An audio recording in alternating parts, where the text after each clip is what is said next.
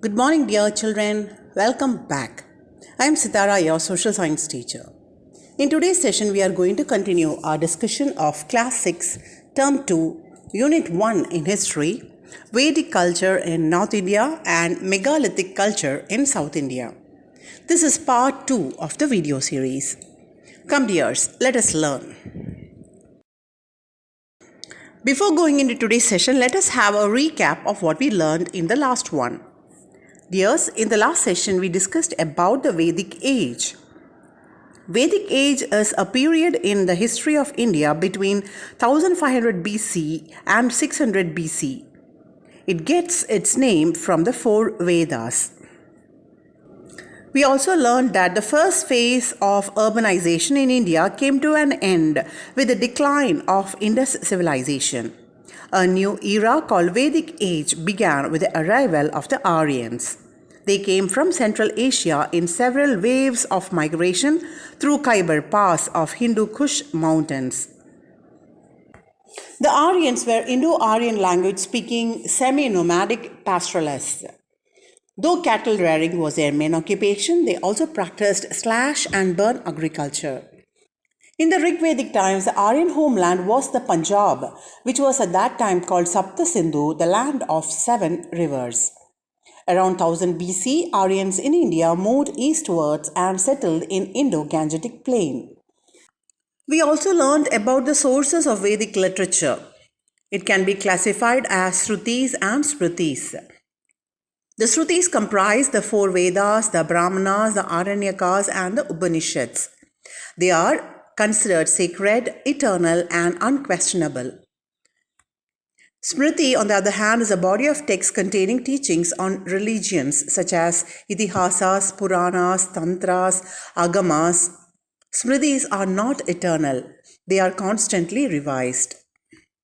Dear children, in this session we will discuss about the Vedic culture. Now let us learn about the polity and the society of Vedic period.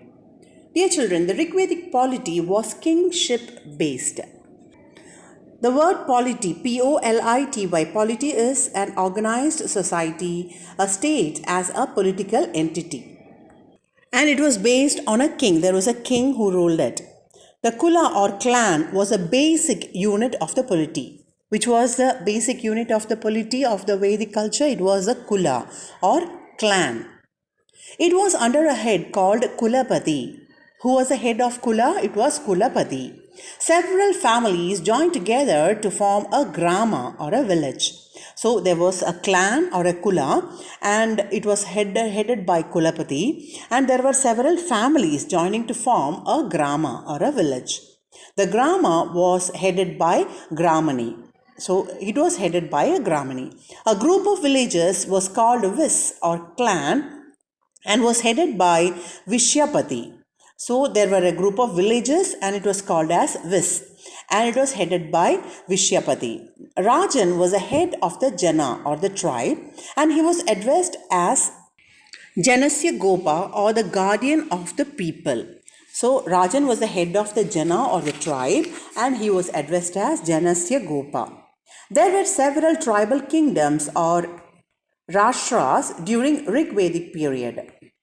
The Bharatyas, Matsyas and the Puras. So there were several tribal kingdoms or Rashtras like Bharatas and Matsyas and Puras. Now let us learn about the king. The main responsibility of the Rajan or the king was to protect his tribe. So his main responsibility, like any king, was to protect his tribe. His powers were limited by tribal assemblies, namely Vidadha, Sabha, Samiti and Gana. So there were Vidadha, Sabha, Samiti and Gana, and his powers were limited. Of these, Vidadha, the tribal assembly, was the oldest. The king appointed a Purohit or a chief priest to assist him. So there was always a priest who would assist the king. In economic, political and military matters, the king was assisted by the Senani or the army chief. Gramani was a leader of the village. So there was a Purohit who was to assist the king always, and in other matters like economic and political and military matters, there was a Senani or the army chief, and the Gramini was a leader of the village. Dear children, when the Aryans moved eastwards into the Ganges, Yamuna, Doab regions, the early settlements were replaced by the territorial kingdoms. The settlements changed into kingdoms as they moved eastward. Hereditary kingship began to emerge. The kingship became hereditary. In the monarchical form of government, the power of king increased and he performed various rituals and sacrifices to make his position strong. So as it became kingship, became hereditary, the monarchical form of government, the king had to perform various rituals and sacrifices to make his position strong. Many janas or tribes were amalgamated to form janapadas or rashtras in the later Vedic period. Amalgamated means joined together. So many tribes were joined together to form janapadas or rashtras that happened in the later Vedic period. The importance of Samiti and Sabha diminished and the Vidada completely disappeared. So the importance of Samiti and Sabha also decreased. New states emerged. With that, new states started emerging. And there was a voluntary contribution of the people to the king, and it was called as Bali. Yes, in the later Vedic period, Bali was treated as tax and was collected on a regular basis. It was considered as a tax and it was collected regularly. The Kuru and the Panchala kingdoms flourished, and large cities like the Ayodhya, Indraprastha and Mathura also emerged during this period. So it was during the later Vedic period that the Kuru and the Panchala kingdoms flourished, and there was the emergence of the big cities like Ayodhya, Indraprastha and Mathura. Dear children, Sabha is a council of elders. Sabha is a council of elders, and Samiti is an assembly of people. A group of people was called as Samiti, and a council of elders was called as Sabha.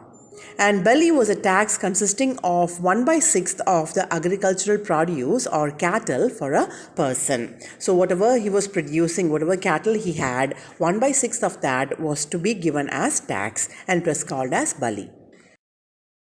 Now let us learn about the social organization. The Vedic family was patriarchal, that is, the father was the head of the family. The male member was the head. The fair-complexioned Aryans distinguished themselves from the dark-complexioned non-Aryans, whom they called as Dasyus and Dasas. So they were fair-complexioned, but the native people were dark complexion and they distinguished themselves. They called them Dasyus and Dasas. Within the early Vedic society, there were three divisions. Treyi. It was called as Treyi, Treyi, Treyi, and it was, the general public was called as Vis. Vis was the name for the general public. The warrior class was called Kshatriyas. The Kshatriyas were the warrior class, or the people who went on a war. And the priestly class was named as Brahmanas. So they were general public called as Vis, Kshatriyas or the warrior class, and Brahmanas or the priestly class. At a later stage, when the Aryans had to accommodate non-Aryan skilled workers in their social arrangement, a rigid four-fold Varna system was developed. So when later on they had to include non-Aryan skilled workers, then in their social arrangement, then there was a four-fold Varna system. The priestly Brahmanas, the warrior Kshatriyas, land-owning Vaishyas and skilled workers Sudras. So another class emerged called as Sudras. They were skilled workers. Thus a graded social order emerged. So with that there was a social order. Although the Vedic age is evidenced by a good number of texts, it does not have adequate amount of material evidences. There are no material evidences. Only thing is, there are a number of good books emerged during the Vedic period. Let us consider the status of women during the Vedic period. In Rigvedic society, women relatively enjoyed some freedom. So during Rigvedic time, women enjoyed some freedom. The wife was respected as a mistress of the household. She was regarded as a mistress. She could perform rituals along with her husband in their house. Child marriage and sati were unknown. So even child marriage and sati were not in practice. There was no bar on the remarriage of widows. The widows could remarry during the Rigvedic period. Nevertheless, the women were denied right to inherit property from their parents, and they played no role in public affairs. Even though she was free, she was not given right to inherit the property from her parent, and she played no job in the public affairs. In the later Vedic period, the role of women in society as well as their status, even within the family, declined. But during the later Vedic period, it began to change. Women could no longer perform rituals in the family. The rules of marriage became much more complex and rigid. So they could not perform in the Rigvedic period, they could perform rituals, but during the later Vedic period, they could not perform any rituals in the family, and the rules of the marriage became very rigid and complex. Polygamy became common, that is, a man could marry more than one woman. Widow remarriage was not encouraged, and education was denied to women. So widow remarriage was not at all encouraged during that time. They never allowed the women to remarry, and education also was denied. Intercaste marriage was spurned. It was out of the area, intercaste marriage. Considering the economic life in the Vedic period, the economy in the Vedic period was sustained by a combination of pastoralism and agriculture. So there were grazing cattle as well as there was agriculture. Though occupation of Rigvedic Aryans was cattle rearing, there were carpenters, chariot makers, potters, smiths, weavers, and leather workers. So the main occupation of the Rigvedic Aryans was cattle rearing, but still there were other occupations like carpenters, chariot makers, potters, smiths, weavers, and leather workers. Ochre colored pottery or OCP was attributed to this period. There were very many animals which were domesticated that include horses, cows, goats, sheep, oxen, and dogs. So these animals were also domesticated during the Vedic period. When the Aryans permanently settled in the Sindh and Punjab region, they began to practice agriculture. So they started practicing agriculture once they got settled in the Sindh and the Punjab region. The staple crop was yava or barley. There is no mention of wheat or cotton in the Rig Veda, though both were cultivated by the Indus people. So it is not mentioned in the Rig Veda, but it was cultivated by the Indus people. 2 crops a year were raised. So they used to cultivate 2 crops in a year. So they had a very well advanced agricultural practice. Dear children, in the later Vedic period, the Aryans tamed elephants apart from cow, goat, sheep, and horse. So they started taming elephants. In addition to craftsmen of early Vedic period, there were also jewelers, dyers, and smelters. Pottery of this period was painted grey ware culture. So it was painted grey. Use of iron plough and axe helped to put more areas of land under cultivation. The area covered in cultivation increased because of the use of iron plough. Crops of wheat, rice, and barley were cultivated. Compared to Yava, they started growing crops like wheat, rice, and barley. With the growth of agriculture, the idea of private possession of land came into existence. As they started doing agriculture, the idea of private possession, that is owning of land, started. New crafts and arts developed, leading to surplus production of commodities for sale. As new crafts and art developed, there were more products to sell. The trade became extensive. Barter system, that is exchange of goods, was prevalent. They used Niksha, Satmana gold coins and Krishnala or silver coins for business transactions. So they had gold coins and silver coins for business transaction. Dear children, the metals known to Rigvedic people were gold, Hiranya, iron, Shyama, and copper or bronze, Ayas. So these three metals were known to the Rigvedic people. They are gold, iron, copper, or bronze. Now let us learn about the religion. The Rigvedic Aryans worshipped mostly the earthly and the celestial gods like the Prithvi, the earth, Agni, fire, Vayu, wind, Varuna, rain, and Indra, the thunder. So these were the gods which were worshipped, celestial gods, Prithvi, Agni, Vayu, Varuna, and Indra. There were also lesser female deities like Aditi, goddess of eternity, and Usha, the appearance of dawn. So apart from male gods, there were female gods which were lesser importance like the Aditi or the goddess of eternity and Usha, the appearance of dawn. Their religion was yagna centered. Yagna, Y-A-G-N-A, yagna. The mode of prayer was recitation of Vedic hymns. So they had to recite the Vedas. People prayed for the welfare of Praja, that is children, Pasu, the cattle, and Dhana, wealth. So they prayed for the Praja, that is the children, Pasu, which is cattle, and Dhana, which is wealth. Cow was considered a sacred animal. And there were no temples. Idol worship had not yet come into existence. There were no temples. They worshipped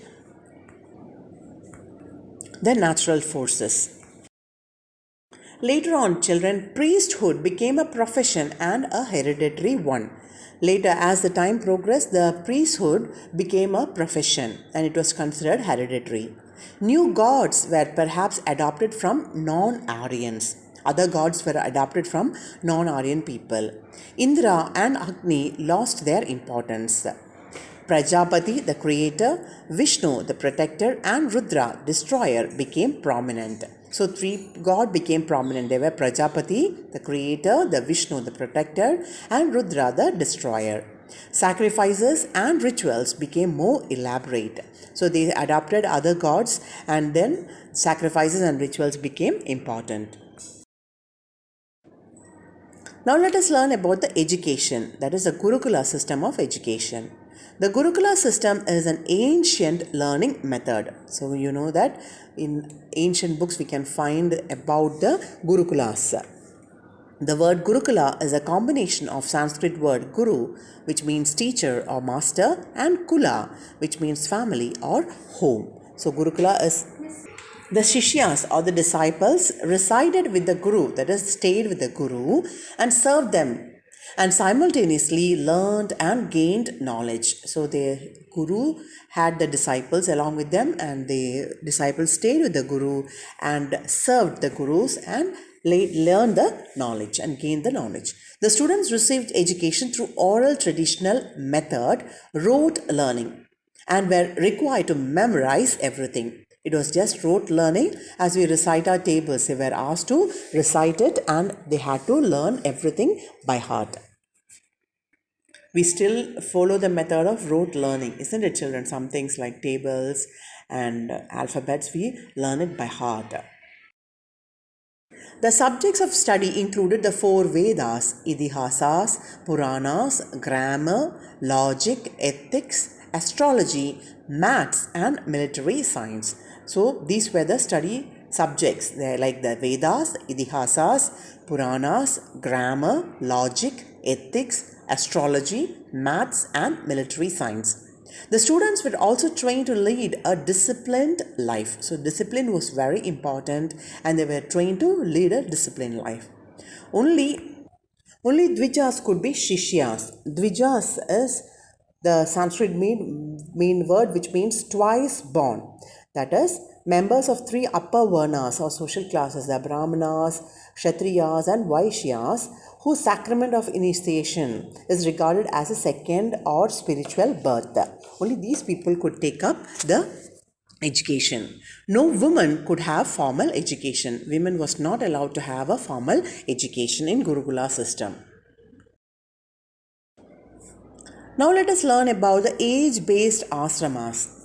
Dear children, towards the end of the later Vedic period, the concept of four stages in life or the four ashramas developed. that is the Brahmacharya, student life, Grihastha, married life, Vanaprastha, going to the forest to meditate, and Sannyasa, leading the life of an ascetic so as to attain Swarga. So, Brahmacharya, Grihastha, Vanaprastha, and Sannyasa were the 4 ashramas of later Vedic period. Before winding up today's session, let us have a recap of what we learned. Dear children, we learned about the Vedic culture. We learned that the Rigvedic polity was kingship based and Kula was a basic unit of polity. And when the Aryans moved eastward into the Ganges, Yamuna, Doab regions, the early settlements were replaced by territorial kingdoms and hereditary kingship began to emerge. Many janas or tribes were amalgamated to form janapadas or rashtras. A rigid 4-fold Varna system also was developed: the priestly Brahmanas, warrior Kshatriyas, land-owning Vaishyas, and skilled workers Sudras. Towards the end of later Vedic period, the concept of 4 stages in life or the 4 ashramas also was developed. Dear children, in the next session we will discuss about the contemporary culture in South India and Tamil Nadu. Now it is time for worksheet number 2. Answer in 1 or 2 sentences. What were the animals domesticated by the Vedic people? What were the animals domesticated by the Vedic people? Question number 2. What were the 3 divisions of early Vedic society? What were the 3 divisions of early Vedic society? The 3. Question number 3. What are the age-based ashramas? What are the age-based ashramas? With that, we wind up today's session, my dear children. Thank you for watching.